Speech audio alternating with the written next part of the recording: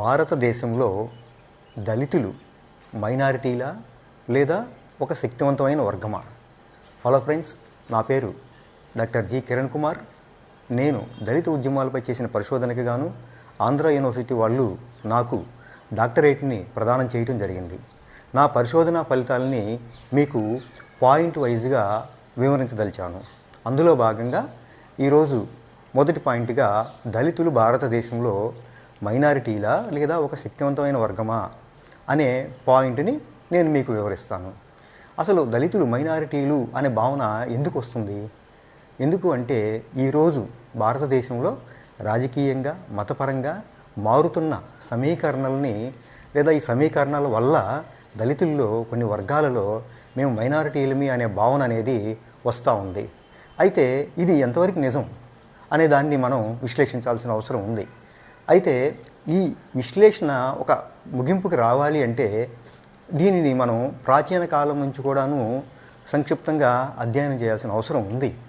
ముందుగా అణచివేత అనేది ప్రపంచంలో ప్రాచీన కాలంలో రాజరిక సమాజాల్లో కానీ భూస్వామ్య సమాజాల్లో కానీ ఈ అణచివేత అనేది ఒక కామన్ పాయింట్గా ఉంది. ఉదాహరణకు చూస్తే అమెరికాలో ఈ యూరోపియన్ కంట్రీస్లో సెర్ఫుల్ అనే పేరుతోటి, విల్లెన్స్ అనే పేరుతోటి, కాగ్నేట్స్ అనే పేరుతోటి, చైనాలో జియాన్మిన్స్ అనే పేరుతోటి, లేదా జపాన్లో బర్కుమిన్స్ అనే పేరుతోటి, మనకి అలాగే ఆఫ్రికాలో కానీ ఇతర దేశాల్లో కానీ కొన్ని వర్గాలని ఇలాంటి పేర్లతో అణచివేయటం జరిగింది. ఇలాంటి వర్గాలలో భారతదేశంలో దళితులు అనేది ఒక వర్గం. భారతదేశంలో అణచివేయబడిన ఒక ప్రధాన వర్గంగా మనం దళితుల్ని చూడవచ్చు.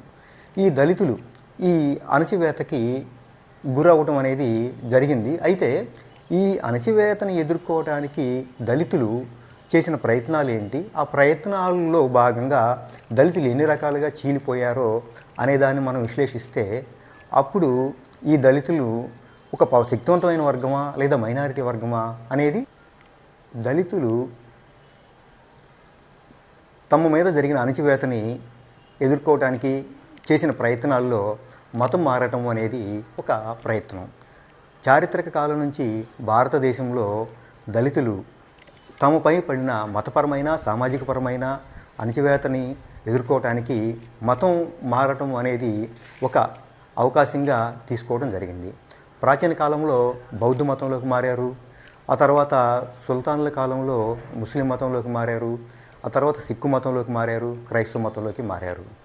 ఇప్పుడు ఈ మతాలు మారటం అనేది ఎలా జరిగిందో కొంచెం సంక్షిప్తంగా చూద్దాం. మనకి ప్రాచీన కాలంలో ఈ ప్రాకృతిక హిందూ మతం అనేది ఒకటి ఉండేది. దీనికి ఎటువంటి మత గ్రంథాల ప్రామాణికత కూడా లేదు. సాంప్రదాయబద్ధంగా ఆచార వ్యవహారాల పరంగా వచ్చిన జనసామాన్యంలో వచ్చిన ఒక సాంప్రదాయబద్ధమైన ఒక మతపరమైన విధానమే ప్రాకృతిక హిందూ మతం. అయితే దీనికి భిన్నంగా గ్రంథాల ప్రామాణికతతోటి ఒక మతం అనేది డెవలప్ అయింది. అది వైదిక మతం. ఈ వైదిక మతానికి మత గ్రంథాల ప్రామాణికత ఉంది.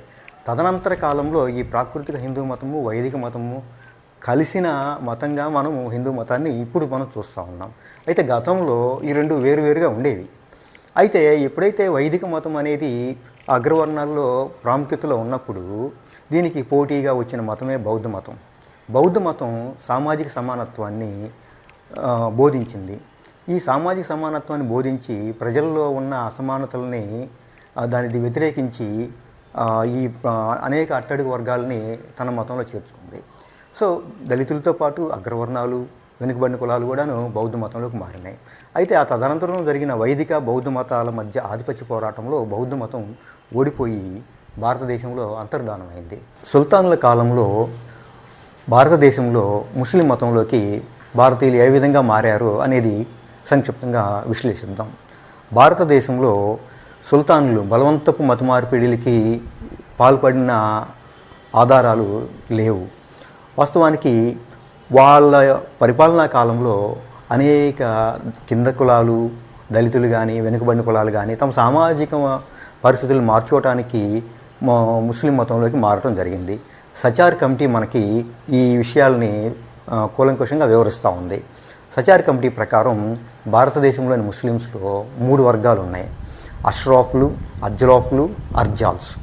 వీళ్ళల్లో అష్రాఫ్స్ అనేవాళ్ళు మనకి విదేశాల నుంచి వచ్చినట్టుగా, అలాగే అర్జలాఫ్స్ అనేవాళ్ళు భారతీయ వెనుకబడిన కులాల్లో నుంచి ముస్లిం మతంలోకి మారినట్లుగా, అర్జాల్స్ అనేవాళ్ళు దళిత కులాల నుంచి ముస్లిం మతంలోకి మారినట్టుగా సచార్ కమిటీ చెప్తా ఉంది. ఇందులో అర్జలాఫ్ వర్గాలు వెనుకబడిన కులాల నుంచి, అర్జాల్ వర్గాలు దళిత వర్గాల నుంచి ముస్లిం మతంలోకి మారినట్టుగా మనం చూస్తూ ఉన్నాం. అయితే ఏదైతే అర్జాల్ వర్గం ఉందో వీళ్ళు దళిత కులాల నుంచి ముస్లిం మతంలోకి మారినట్టుగా మనకి సచార్ కమిటీ అధ్యయనాల్లో తెలుస్తూ ఉంది. ఇది ప్రస్తుతం ఉన్న ముస్లిమ్స్లో 10 నుంచి 15% వరకు ఈ దళిత ముస్లిమ్స్ అనేవాళ్ళు ఉంటారన్నట్టుగా తెలుస్తూ ఉంది. అలాగే దాదాపుగా 40 నుంచి 50% మంది ముస్లిమ్స్ వెనుకబడిన కులాల నుంచి, ముఖ్యంగా అత్యంత వెనుకబడిన కులాల నుంచి ముస్లిం మతంలోకి మారినట్టుగా మనకి సచార్ కమిటీ నివేదిక తెలియజేస్తూ ఉంది. అలాగే ఏదైతే అష్రాఫ్ వర్గం ఉందో వాళ్ళు మేము విదేశాల నుంచి వచ్చాము అని ప్రకటించుకోవడం జరిగింది.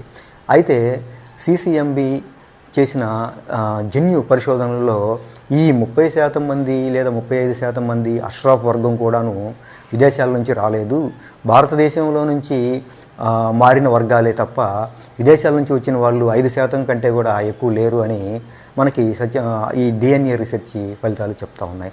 అంటే ముస్లింల కాలంలో దళితులు, వెనుకబడిన వర్గాలు, కొన్ని అగ్రవర్ణాలు కూడాను ముస్లిం మతంలోకి మారినాయి. ఆ తర్వాత దళితులు సిక్కు మతంలోకి కూడా మారటం జరిగింది. ఈ రోజున్న సిక్కుల్లో దాదాపు 30% మంది సిక్కులు దళిత వర్గాలకు చెందిన వాళ్ళే.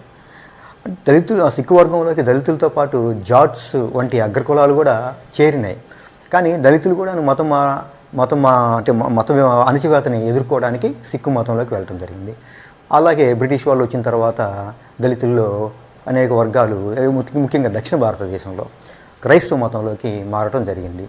ఈ క్రైస్తవ మతంలోకి మారిన దళితులు, అంటే క్రైస్తవ మతంలో ఉన్న దళితులు దాదాపుగా క్రైస్తవుల్లో ఉన్న మతస్థుల్లో 70% మంది దళిత క్రైస్తవులే అనేది కొన్ని లెక్కలు మనకు తెలియజేస్తూ ఉన్నాయి. అంటే దీన్ని బట్టి మనకు అర్థమవుతుంది ఏంటి అంటే, దళితులు అనేవాళ్ళు ముస్లిమ్స్లో ఉన్నారు, క్రిస్టియన్స్లో ఉన్నారు, సిక్కుల్లో ఉన్నారు, ప్రధానంగా హిందూ మతంలో కూడా ఉన్నారు. దాదాపుగా 90% మంది లేదా 80% మంది దేశవ్యాప్తంగా చూసుకున్నప్పుడు ఈ 80% మంది లేదా 90% మంది దళితులు హిందూ మతంలోనే ఉన్నారు. సో మిగతా మతాలలో చీలిపోయిన వాళ్ళందరితో కలిపితే కూడాను దళితులు దాదాపుగా 30 కోట్ల మంది దాకా భారతదేశంలో దళితులు అనేవాళ్ళు ఉన్నారు. కాబట్టి దళితులు అనేవాళ్ళు మైనారిటీలు కాదు అనేది మనకి ఒక స్పష్టమైన అవగాహనకి మనం రావచ్చు. అయితే ఈ దళితులు శక్తివంతమైన వర్గమా అనేది చూద్దాం. దళిత వర్గం శక్తివంతమైన వర్గమా?